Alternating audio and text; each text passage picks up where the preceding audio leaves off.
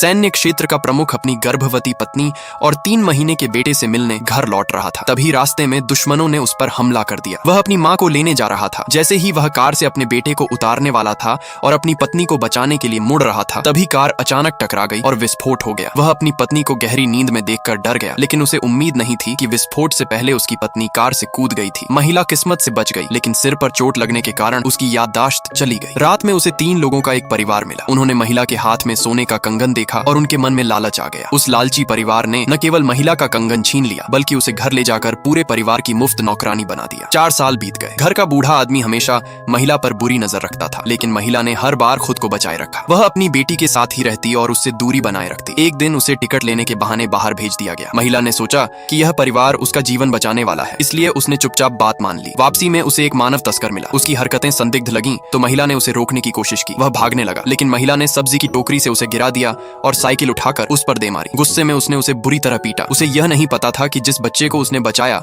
वह उसका अपना बेटा था। इधर 4 सालों से सैन्य अधिकारी अपनी पत्नी की मौत को स्वीकार नहीं कर पाया था। उसकी मां भी खुद को इस हादसे के लिए दोषी मानती थी। उसी दौरान बच्चे के गायब होने की खबर मिलते ही दोनों घबरा गए और उसे ढूंढने निकल पड़े। मोड़ पर अधिकारी की मां को बच्चा मिल गया, लेकिन वहां खड़ी महिला को देखकर वह चौंक गई, क्योंकि वह उसकी बहू जैसी दिख रही थी। उसने भावुक होकर उसका हाथ पकड़ लिया, लेकिन महिला को कुछ याद नहीं था और वह वहां से चली गई। मां को पूरा यकीन था कि वही उसकी बहू है, लेकिन अधिकारी ने इसे मानने से इनकार कर दिया। घर लौटने पर महिला ने देखा कि उसकी बेटी को डांटा जा रहा था, जबकि असली गलती किसी और की थी। उसने अपनी बेटी का पक्ष लिया और किसी को भी उसे छूने से मना कर दिया। इस घटना के बाद उसने तय कर लिया कि वह अब उस घर में नहीं रहेगी। जब परिवार ने उसे रोकने की कोशिश की, तो उसने साफ कहा कि वह अपने काम के बदले सब चुका चुकी है और अब किसी की आरनी नहीं है।